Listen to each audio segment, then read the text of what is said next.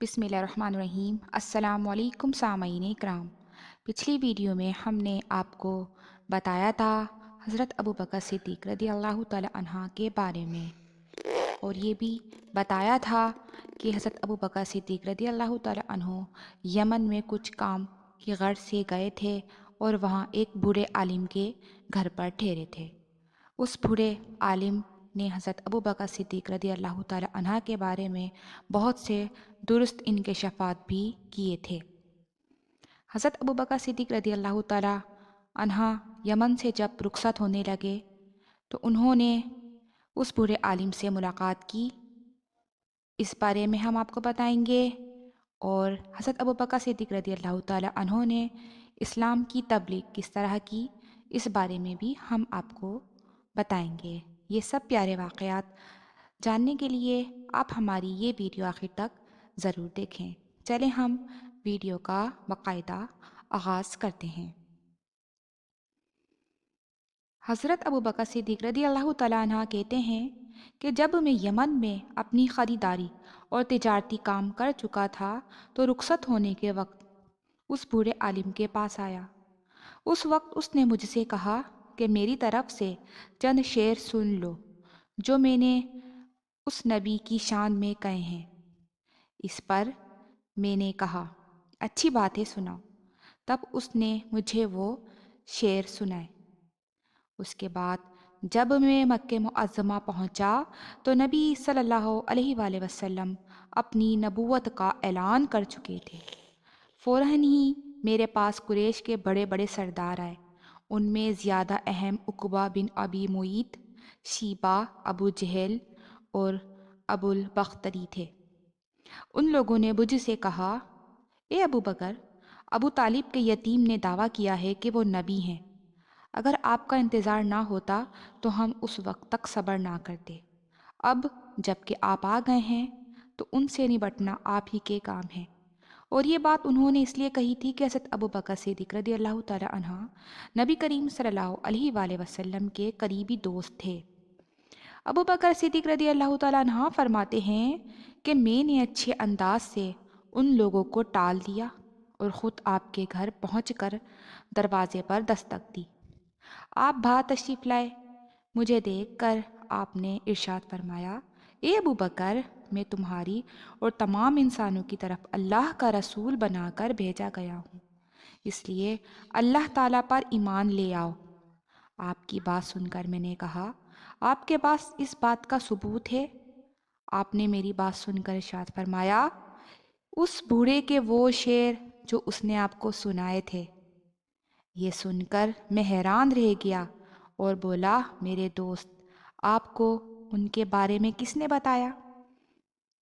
تو نبی پاک صلی اللہ علیہ وآلہ وسلم نے ارشاد فرمایا کہ اس عظیم فرشتے نے جو مجھ سے پہلے بھی تمام نبیوں کے پاس آتا رہا ہے۔ سبحان اللہ۔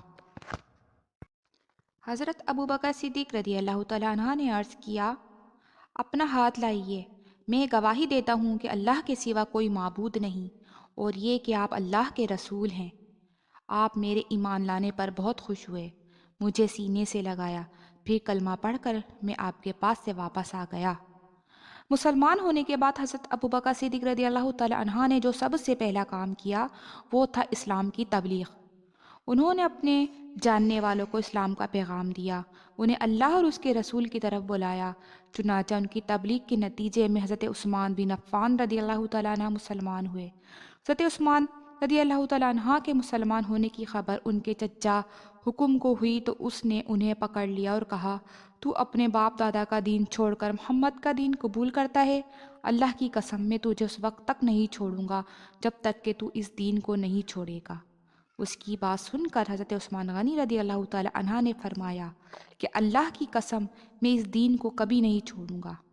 ان کے چچا نے جب ان کی پختگی اور ثابت قدمی دیکھی تو انہیں دھوئیں میں کھڑا کر کے تکالیف پہنچائیں۔ حضرت عثمان رضی اللہ تعالیٰ عنہ ثابت قدم رہے۔ حضرت عثمان رضی اللہ تعالیٰ عنہ کی فضیلت میں ایک حدیث میں آیا ہے کہ نبی کریم صلی اللہ علیہ وآلہ وسلم نے فرمایا کہ جنت میں ہر نبی کا ایک رفیق یعنی ساتھی ہوتا ہے، اور میرے ساتھی وہاں عثمان ابن عفان ہوں گے۔ حضرت ابوبکر صدیق رضی اللہ تعالیٰ عنہ نے اسلام کی تبلیغ جاری رکھی۔ آپ کی کوششوں سے حضرت عثمان رضی اللہ تعالیٰ عنہ کے بعد حضرت زبیر بن العوام رضی اللہ تعالیٰ عنہ بھی مسلمان ہو گئے۔ اس وقت ان کی عمر 8 سال تھی۔ اسی طرح حضرت عبد الرحمن بن عوف رضی اللہ تعالیٰ عنہ بھی حضرت ابوبکر صدیق رضی اللہ تعالیٰ عنہ کی کوشش سے مسلمان ہوئے۔ جاہلیت کے زمانے میں ان کا نام عبد القعبہ تھا۔ نبی کریم صلی اللہ علیہ وآلہ وسلم نے آپ کا نام عبد الرحمن رکھا۔ یہ عبد الرحمن بن عوف رضی اللہ تعالیٰ عنہ کہتے ہیں کہ امیہ ابن خلف میرا دوست تھا۔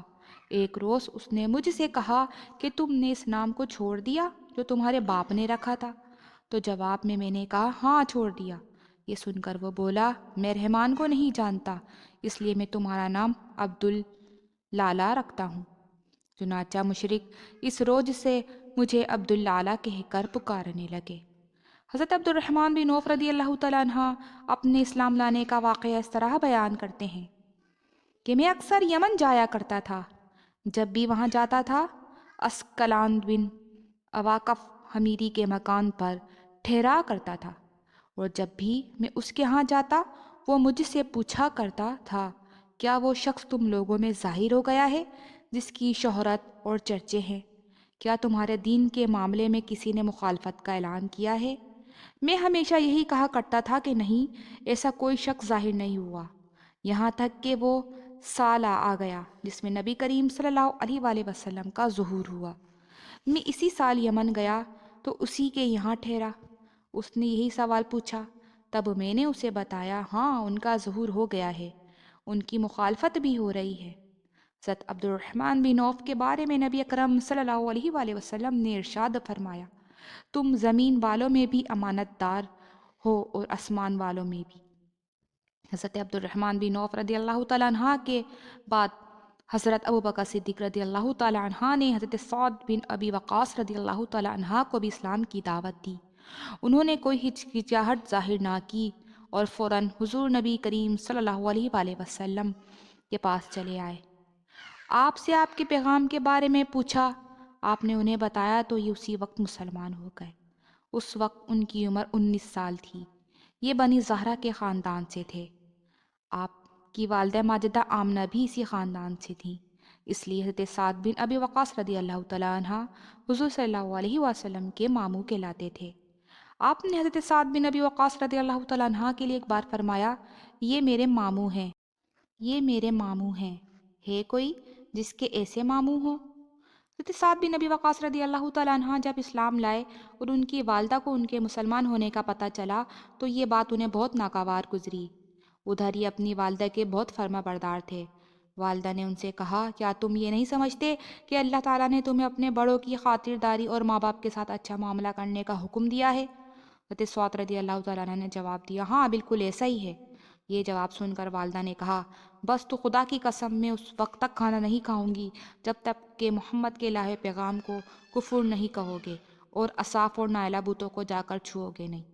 اس وقت کے مشرکوں کا طریقہ یہ تھا کہ وہ ان بتوں کے کھلے منہ میں کھانا اور شراب ڈالا کرتے تھے۔